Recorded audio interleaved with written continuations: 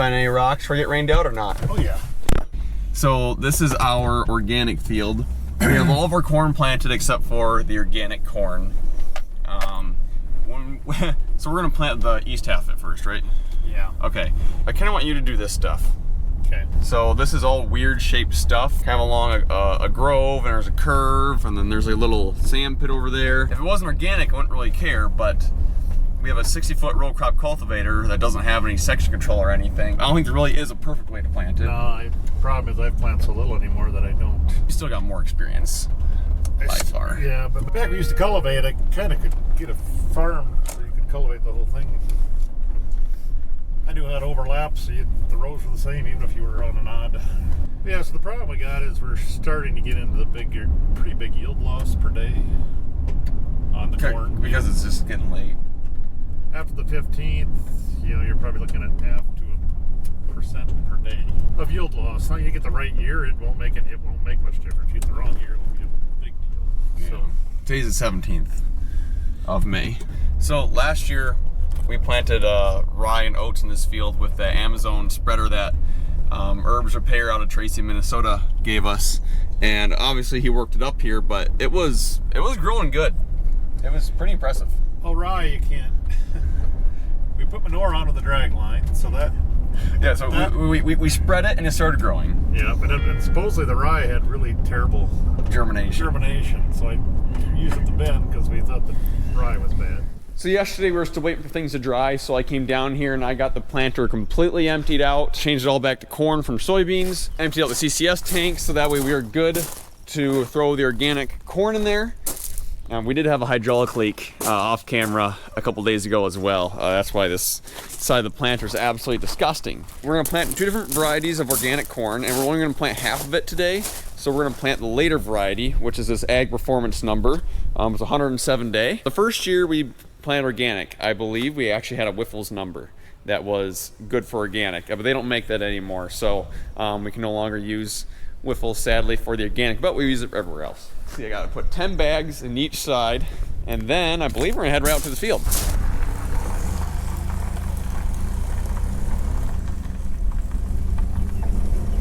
Okay. Just to show you guys how clean our CCS tanks are for the organic. Pretty dang spotless. Because they test for stuff like that sometimes. And you never know when it's gonna be, so you gotta be prepared. Nice yellow corn. Whoops. Yep, we're good.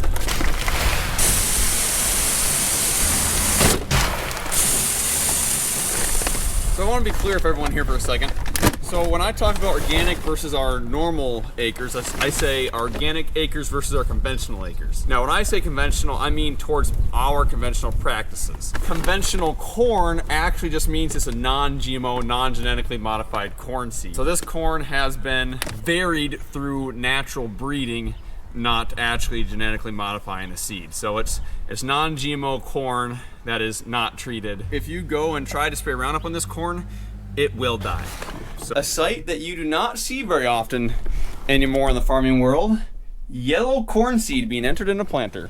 You've been very, very vocal this morning. What's going on there?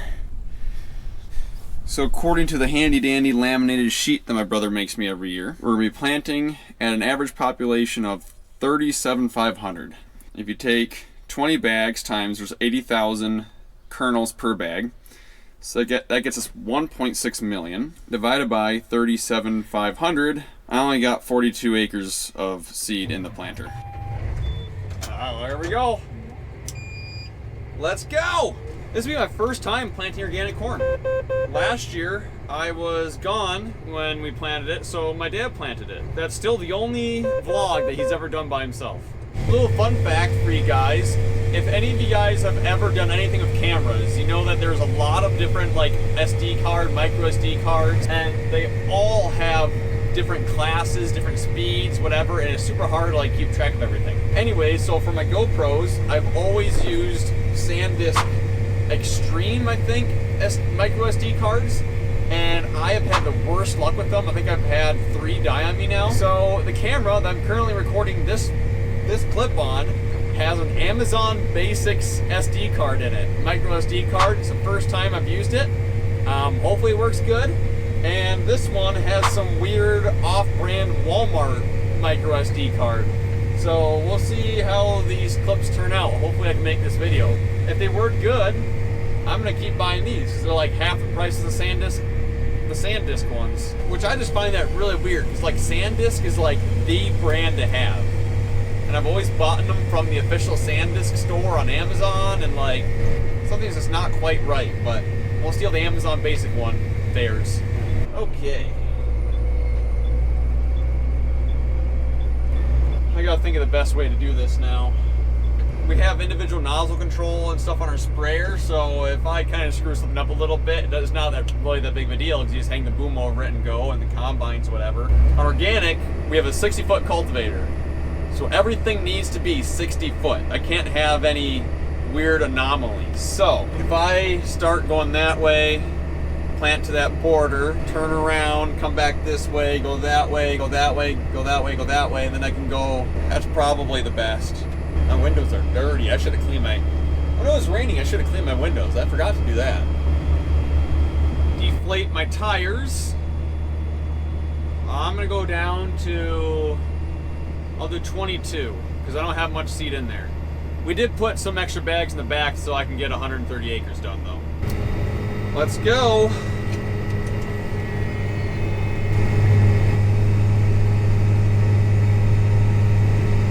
Same with stuff like this. Usually I'm not too concerned about getting the planter like perfectly straight when I'm doing an end drill like this. You know, if it's a little bit of an angle when I come in, whatever, but gotta have it pretty dang straight.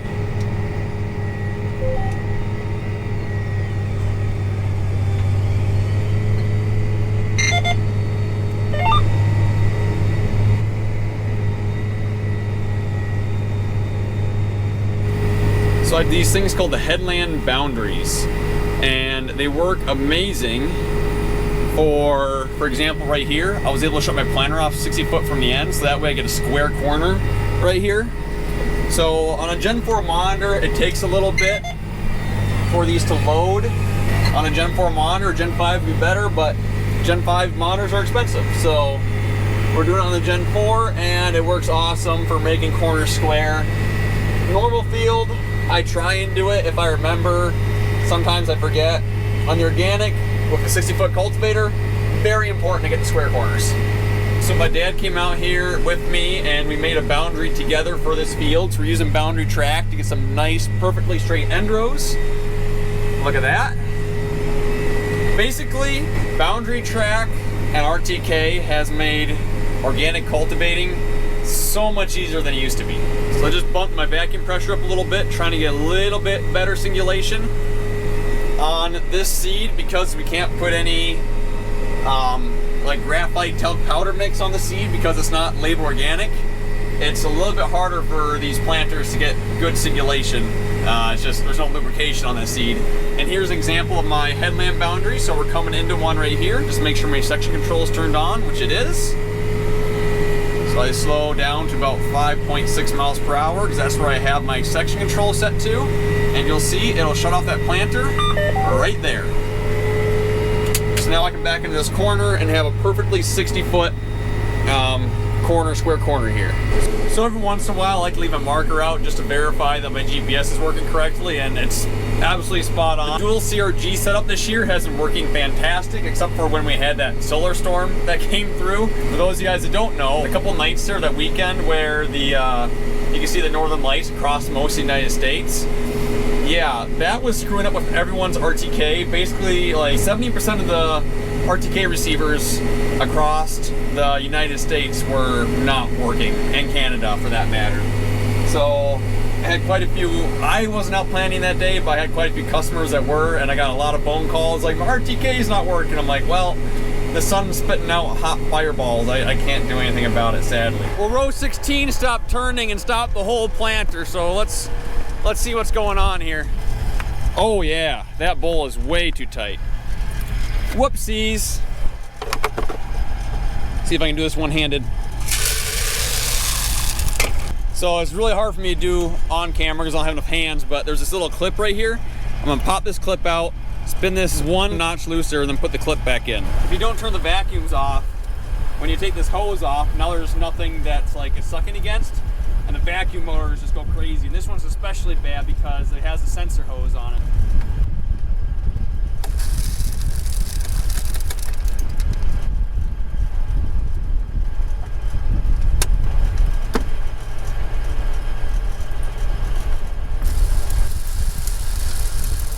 See if that makes it better. Okay, row 16, act normal. So I've planted nearly everything this year at 8.4 miles per hour. That just seems to be a nice, even speed that everything has worked really well at.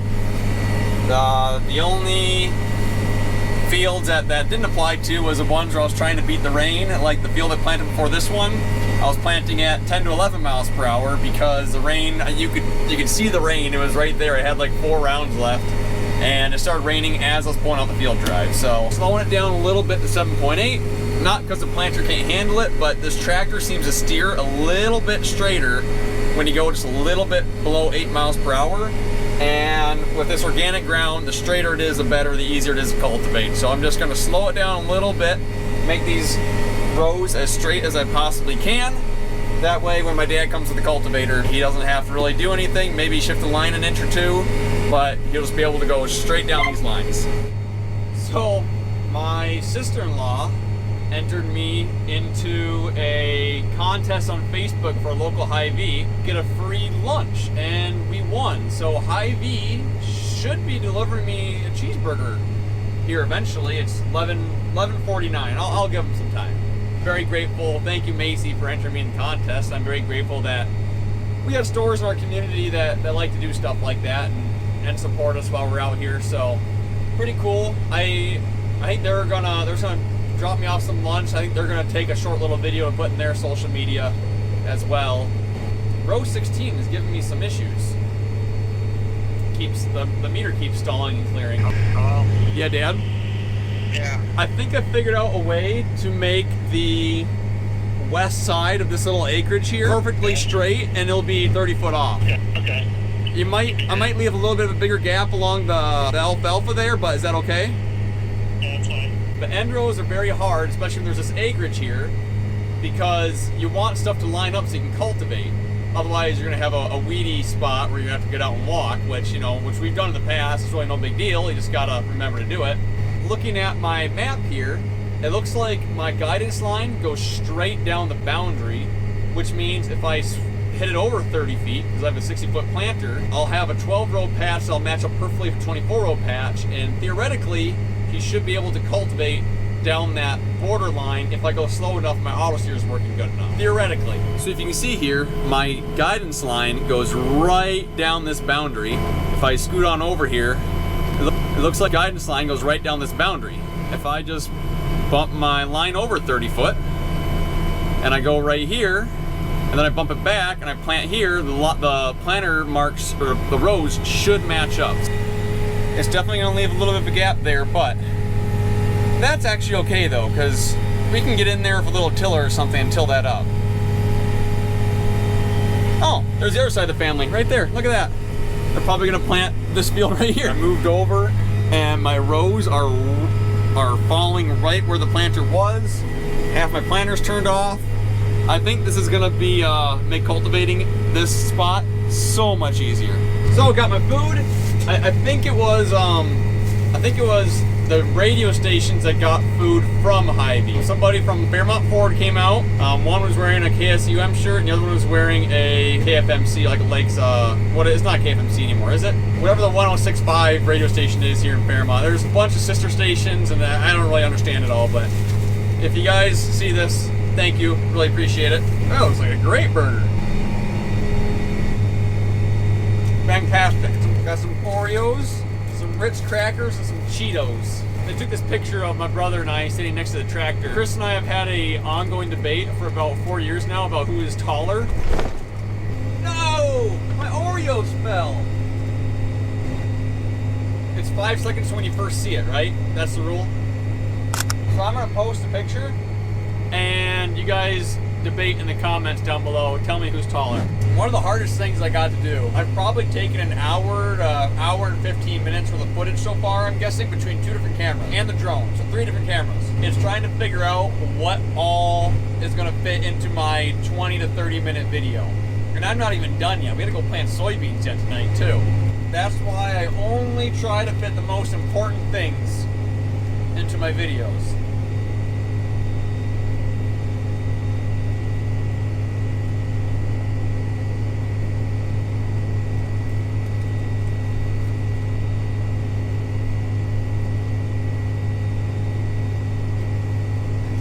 Okay, so we got our first fill.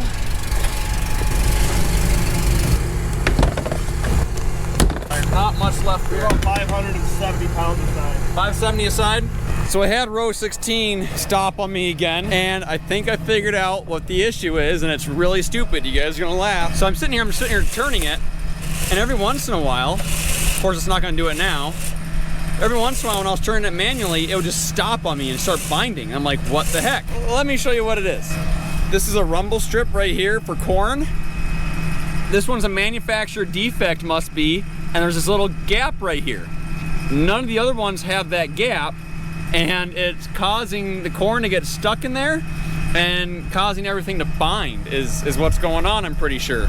I don't know if I can push this strip up so that way it stops binding there, because I'm not too worried about binding down here in front of this brush. Or I got a soybean one, I'm just gonna toss it in there and see what it does to singulation. But I bought these all brand new last year, and it's obviously made it short.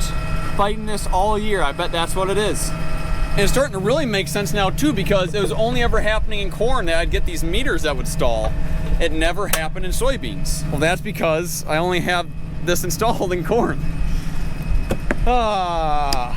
Literally the last cornfield of the year, figured it out. Okay, so just got moving here, and the singulation on 16 actually looks to be right in check with the rest of them. In fact, it's actually doing better than a lot of them. Yeah, I mean, it's not even the outlier. Like, here's the outlier right now in row 4, okay, there row 16 is a little bit 10, 3, 4, 16. It does really bother me though that I never noticed that before, because earlier in the season I was having troubles with row 7 and row 8, and I bet you a lot of money that those rows, after I swapped stuff around, I bet it was that little rumble strip that was causing all those issues. Frustrating. Off camera, I just put a few bags of seed in, and it should be enough. It's either going to get me to the end, or it's going to get me really close to the end. I might have put another partial bag in, we'll see. Completely forgot to tell you guys what happened to our big 9570 RT tractor a couple videos ago when it broke down. I heard through my dad, who was told by one of the technicians, there was something that attaches to the front of the engine. A bolt either came loose or broke or something, and it was just spewing oil everywhere. It wasn't that big of a deal in the end. So, no, we didn't blow an engine or anything. It's all good. Just finished the last of what we're gonna do here. So I had to put a half a bag in the planter, not that far away, so luckily we don't have much to empty out. Trevor is here with his daughter, so we're going to clean the planter out, switch it over to soybeans, and then we're gonna go to some new ground that we started renting this year and try and plant some soybeans. Okay, we got the planter switched over to soybeans here in the field. Trevor and his daughter were a great help for that. Now we're headed to a new field. The only other thing that we've done in it is we ripped it last fall. But this will be the first time planting it. Kind of exciting. I can't beat him to the field drive because he hasn't dug anything yet, so I gotta let him beat me. In this county, they put the telephone poles way in the ditch. I really like that. Boundary track seems to be working pretty good here. That last row unit right on that ditch, which I actually wish was a little bit further away, but I'd rather have it too close than too far away on non-organic ground. On organic ground, I'd rather have it a little bit too far away. It's so much easier to leave a little bit of gap and then take like my dad's little tractor and tiller and go around the edges once every few weeks to get rid of the weeds. Just makes life much easier. I don't really want to turn the camera around, but my dad's just right here, so I gotta turn around mid-end rows. I'm getting fed like a king tonight. My mom brought me some ham sandwiches, Cheez-Its, Gushers, Rice Krispies, and a whole orange. I've eaten better out here than when I'm cooking for myself at home. So my brother is currently at a function, and he's not here to tell me how to set my planter, so I gotta dig. Put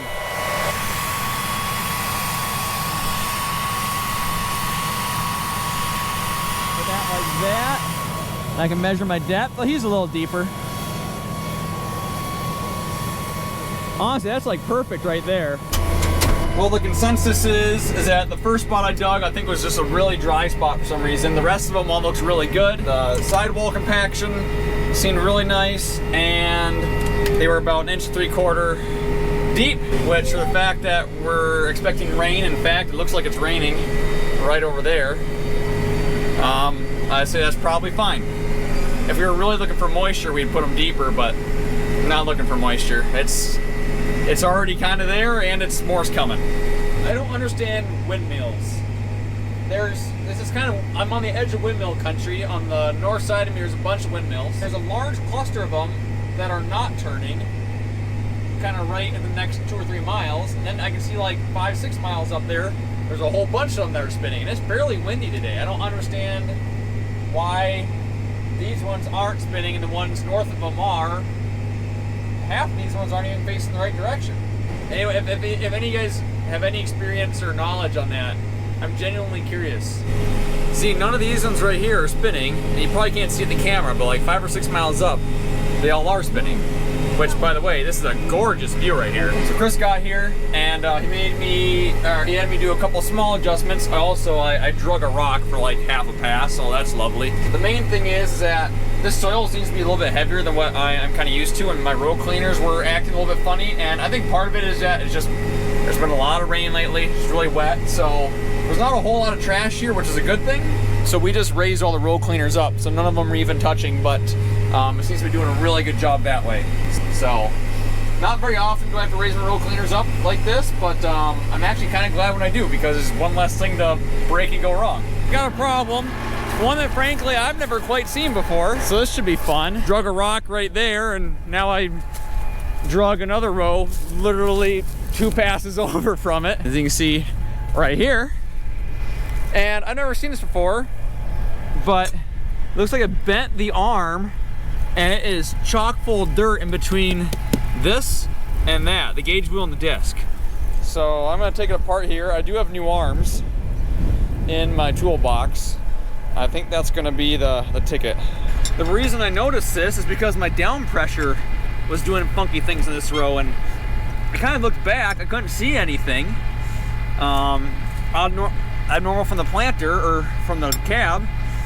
And typically, when there's a weird anomaly with the down pressure, after a while it usually takes care of itself. But this one was not. There we go.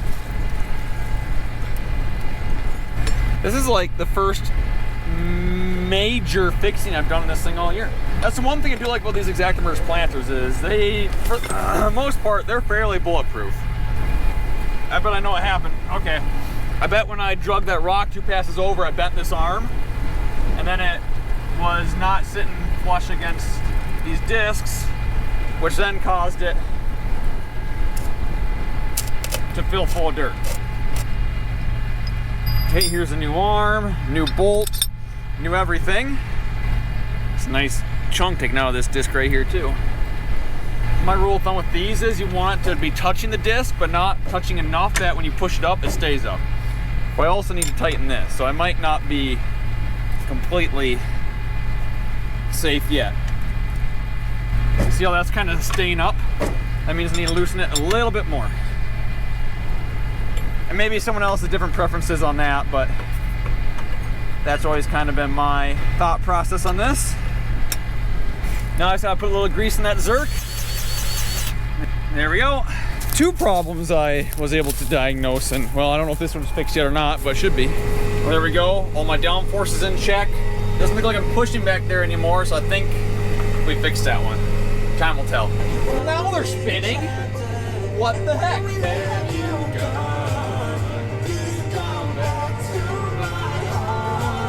Yeah, now the windmills are turning, except for that one. That one's facing the wrong direction, but I think it's spinning. Look at that sky. I think I gotta get out and take a thumbnail picture. Ooh, I like it. Take a few. Going for my first fill here. The new John Deere software update on the Gen 4 monitors doesn't count acres anymore half the time, and if you catch it, you can fix it. I didn't catch it in this field, so I still have 0 acres done, so it's really, really hard for me to tell when I'm gonna run out of seed, and I ran out halfway across the field. Well, it's about 10 o'clock. I decided I'm here, I'm gonna finish the field. I'm pouring up all my snacks. You can tell everyone has pushed it tonight really hard. Got a neighbor there, neighbor there, neighbor back there. I think that's a shed light. I think there's three people out that I can see. In today's day and age, it's kind of rare. You don't usually see that many people going around you that often anymore. My dad says when he was a kid, he'd get out planting and you'd see 5 or 6 other tractors planting at the same time, because there's just a lot more smaller farmers back in the day. The number of farmers has gone down so much, but the amount of land hasn't really gone down any, so you know everyone's covering wider areas and stuff, and you just don't see that amount of people around like you used to. Well, finished her up, 11:40 p.m. Even beat midnight. I'm gonna park it here and go plant the last field of soybeans in the morning. See you guys in the next one.